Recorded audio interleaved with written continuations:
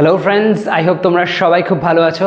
তো আজকে চলে আসলাম আরও একবার খুব ইন্টারেস্টিং এমন কিছু লাইন্স নিয়ে যেগুলো দৈনন্দিন জীবনে তোমরা তোমাদের জীবনে অনেক সহজেই ইংলিশে বলতে পারো। তো সেই সমস্ত লাইন্সগুলো যেগুলো খুব ইউজফুল, মাঝে মাঝেই আমরা এমন কিছু কথা বলে থাকি, সেগুলোর মধ্যে দিয়ে বুঝে নাও বিভিন্ন রকমের সেন্টেন্সের কনস্ট্রাকশন এবং শিখে নাও বিভিন্ন রকমভাবে কীভাবে ভিন্ন ভিন্ন টেন্সে আমরা কথাগুলো কিন্তু বলে থাকি। তো দেখো, এখানে কিছু লাইন্স এমন লিখেছি যেগুলো আমরা আজকে দেখে নেব।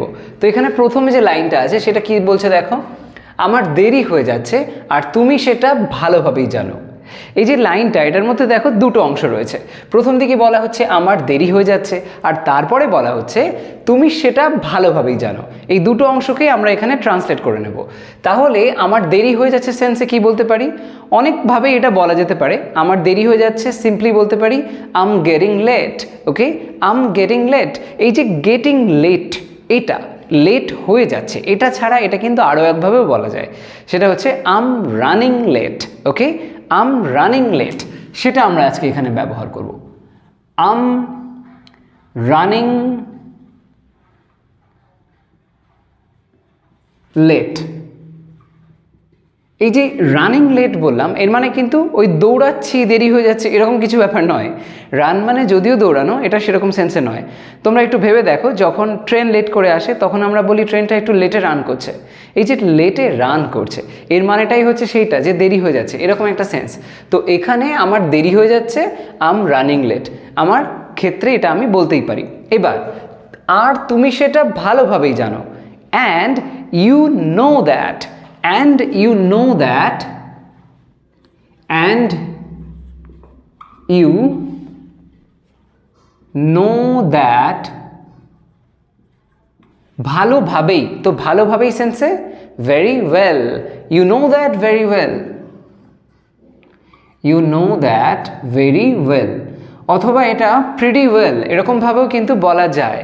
আম running late and you know that pretty well, এরকম হয়। তবে ভেরি ওয়েলটা এই ধরনের ক্ষেত্রে বেশি সুইটেবল। ওকে, সো ইউজ করো। আর যদি আম রানিং লেট না বলে বলতে চাও আম গেটিং লেট, সেটাও কিন্তু হতেই পারে, আম গেটিং লেট। ট্রাই করো যে কোনো একটা। যদি আমেরিকান প্রনাউন্সিয়েশন করতে চাও তাহলে ড প্রনাউন্সিয়েশন করবে গেটিং বলার সময়, গেটিং না বলে বলবে গেটিং। ওকে, গেটিং, ড জাতীয় সাউন্ড আসবে আমেরিকান প্রনাউন্সিয়েশন হলে। এনিওয়ে, নেক্সট ওয়ান, আমার চশমাটা দেখেছো? আমার চশমাটা দেখেছো মানে আমার চশমাটা আমি খুঁজে পাচ্ছি না, ওটা কোথায় রেখেছি তুমি কি জানো? তুমি কি দেখেছো আমার চশমাটা কোথায় আছে? সেক্ষেত্রে কি বলবে? তখন সিম্পলি বলো have you seen my glasses. Have you seen my glasses. এখানে হ্যাভ কেন হলো? কারণ দেখো এখানে যে লাইনটা বলা হচ্ছে, দেখো বলা হয়েছে দেখেছো, করেছো, খেয়েছো, গিয়েছো, এই ধরনের সেন্স, ছো জাতীয় সেন্স আসে যখন, ছো, ছে, এই জাতীয় সেন্স আসে যখন, আমরা সেটা কিন্তু প্রেজেন্ট পারফেক্ট টেন্সে বলে থাকি। এখানে সেই জন্য হ্যাভের ব্যবহার হচ্ছে। সাবজেক্টটা এখানে ইউ আছে তাই জন্য হ্যাভ আসলো, আদারওয়াইজ যদি এটা হি বা শি হতো তাহলে আমরা হ্যাজ লিখতাম। হ্যাভ ইউ সিন কি না, আমার গ্লাসেস, আমার চশমা। Have you seen my glasses. Okay, next one, রাত 9টার দিকে বাড়ি থাকবো। কেউ তোমায় জিজ্ঞাসা করছে আমি তোদের বাড়িতে 9টার দিকে আসবো ভাবছি, তুই কি বাড়িতে থাকবি? তখন তুমি বলছো হ্যাঁ অসুবিধা নেই, আসতেই পারিস, রাত 9টার দিকে বাড়ি থাকবো। রাত 9টার দিকে, এক্স্যাক্টলি কিন্তু 9টা বলা হয়নি, 9টার আগেও হতে পারে, 5 মিনিট পরেও হতে পারে, যে সময়টা আমি হয়তো বাড়ি থাকবো এই 9টার আশপাশে, এরকম একটা সেন্সে আমরা অ্যারাউন্ডের ব্যবহার করতে পারি। ওকে, অ্যারাউন্ড। তাহলে লাইনটা কেমন হবে? রাত 9টার দিকে বাড়ি থাকবো, তার মানে আমি আমার কথা বলছি, আমি বাড়ি থাকবো। তো ফিউচারে বলা হচ্ছে, দেখো সিম্পল ফিউচার টেন্স, থাকবো বলা হয়েছে, তো সেই সেন্সে I will be, I will be at home, I will be at home around কটা? রাত 9টা, তার মানে 9 PM। Okay, 9 PM, I'll be at home around 9 PM। এখানে এই যে I'll be at home, এটা I'll be home এরকমও বলা হয় স্পোকেন ইংলিশের ক্ষেত্রে। মডার্ন ডে টু ডেজ লাইফে আমরা কিন্তু এই অ্যাটের ব্যবহারটা সেরকম একটা করি না, I'll be home এরকমই বলে দিই সিম্পলি, সেটাও করতে পারো।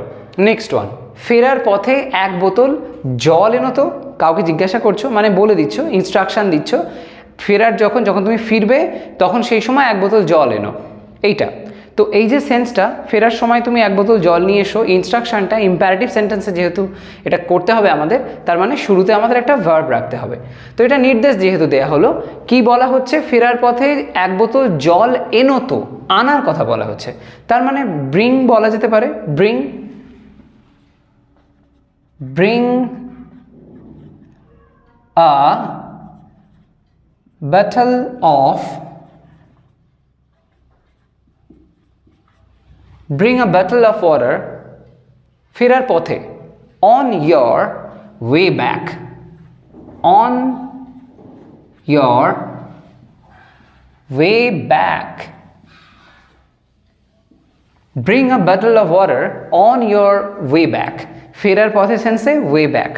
আর এই যে বটল অফ ওয়াটার যেটা বলা হচ্ছে সেটাকে আনার কথা বোঝাচ্ছি আমরা ব্রিং শব্দটা দিয়ে, নিয়ে আসা সেন্সে আনা অর্থে আমরা ব্রিং ব্যবহার করে থাকি।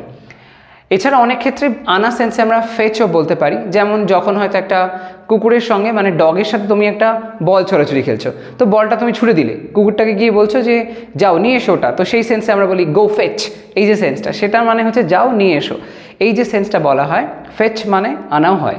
ওকে, যাই হোক এখানে কিন্তু ব্রিংটা বেশি suitable. Okay, bring a bottle of water on your way back.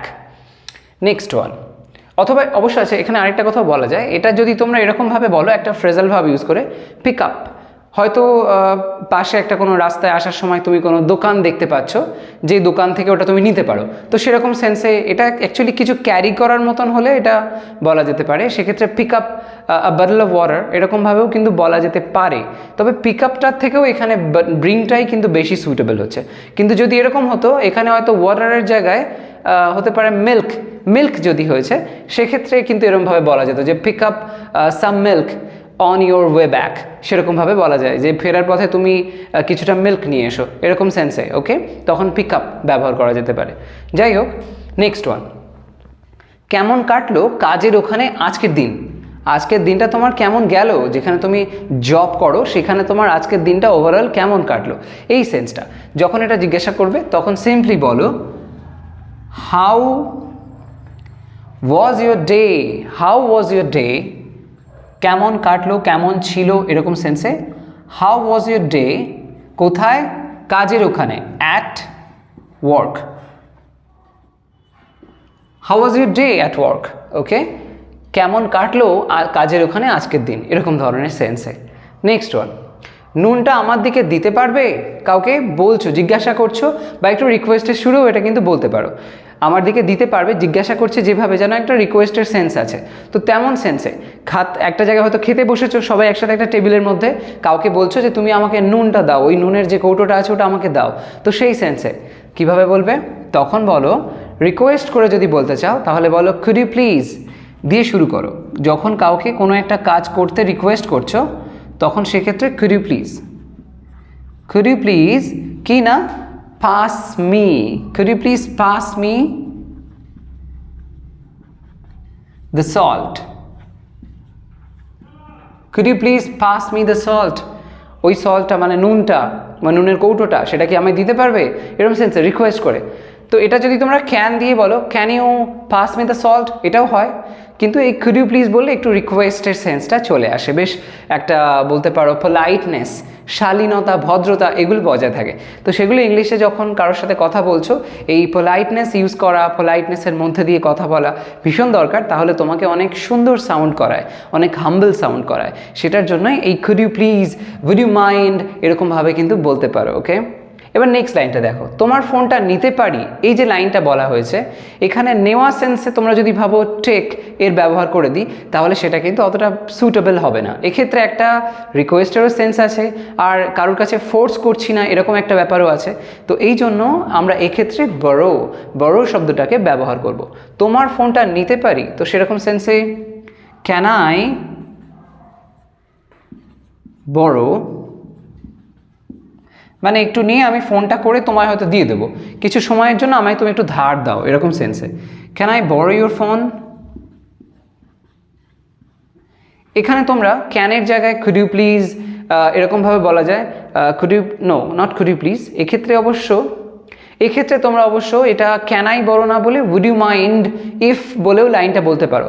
Would you mind if I borrow your phone, এরকমভাবে would you mind if I borrow your phone, or would you mind if I ask for your phone, এরকমভাবেও কিন্তু বলতে পারি। তো এই would you mind এটাও use করতে পারো যদি একটু রিকোয়েস্টের সেন্স আনো, আদারওয়াইজ সিম্পলি এরকমভাবে বলতেই পারো can I borrow your phone. তো ট্রাই দ্যাট। নেক্সট ওয়ান, কেমন ঘুম হলো, কেমন ঘুম হলো, গত রাত্রে কেমন ঘুমালে তুমি, এই সেন্সে কিভাবে বলবে? সিম্পলি বলো how did you sleep, how did you sleep, how did you sleep, কেমন ঘুম হলো, হাউ ডিড ইউ স্লিপ।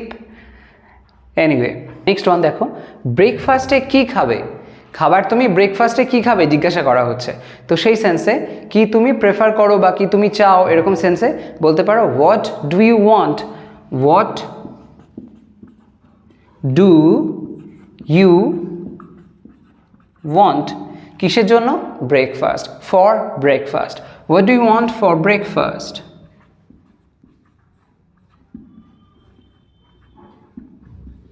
ওকে, এরকমভাবে what do you want for breakfast, try that.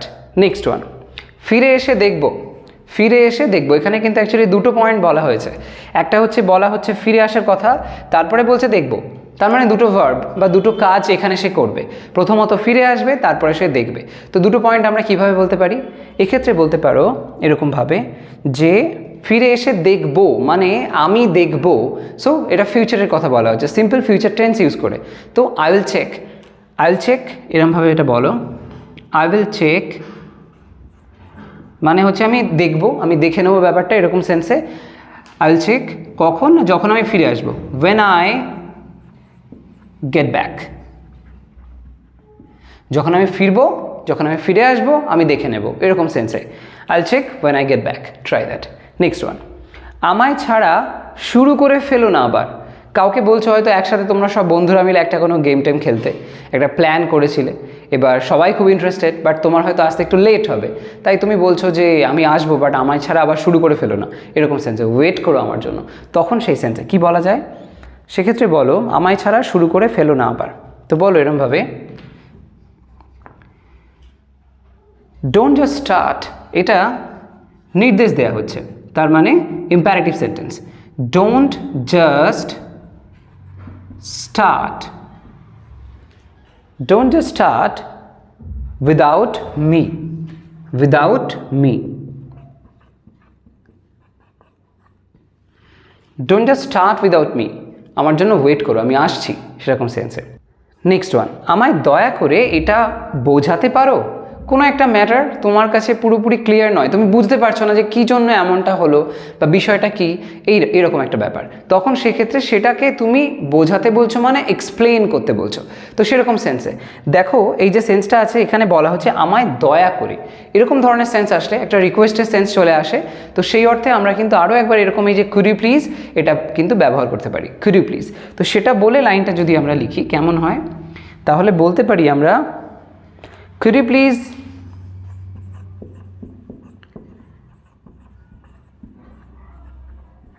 বোঝাতে পারো, explain, could you please explain, কি এক্সপ্লেন করবে এটা বলা হয়েছে, তার মানে that, could you please explain that, could you please explain that, অথবা ক্যান ইউ এক্সপ্লেন দ্যাট, যদি সেটা বলো তার মানে একটা ওই দয়া করে সেন্সটা কিন্তু আসলো না, এখানে যেহেতু দয়া করে সেন্সটা আছে তার জন্য আমাদের প্লিজ দিতেই হবে, ওকে দিতেই হবে। So could you please explain that, try করো। এরকম বিভিন্ন রকমভাবে দৈনন্দিন জীবনে এই সমস্ত লাইন্স যখন ফেস করবে ডেফিনেটলি ট্রাই করো এরকম ভিন্ন ভিন্নভাবে ইংলিশে সেই সব লাইন্সগুলোকে বলার। প্রত্যেকটা লাইনকে আবার অনেক অনেক রকমভাবে বলা যায়, যেমন তোমরা দেখলে আমি প্রথম দিকে বললাম ওই যে আম রানিং লেট, ফার্স্ট যে লাইনটা ছিল আমার দেরি হয়ে যাচ্ছে, সেক্ষেত্রে আম রানিং লেটের জায়গায় আমরা বলতেই পারি আম গেটিং লেট, এরকম বিভিন্নভাবে বলা যায়। তোমরাও চেষ্টা করো আর কীভাবে বলতে পারি সেই ওয়েজগুলোকে এক্সপ্লোর করার এবং ভিন্ন ভিন্নভাবে ট্রাই করো। কোথাও কোনো কনফিউশন মনে হলে অবশ্যই আমাকে কমেন্ট সেকশনে জানাও, আমি ডেফিনেটলি সেই কনফিউশনটা ক্লিয়ার করে দেবো। ওকে, তো আজ তবে আসি, সবাই ভালো থাকো, সুস্থ থাকো, নেক্সট ভিডিওতে আবার দেখা হবে, চলে আসবো কোনো একটা ইন্টারেস্টিং টপিক নিয়ে। Bye bye.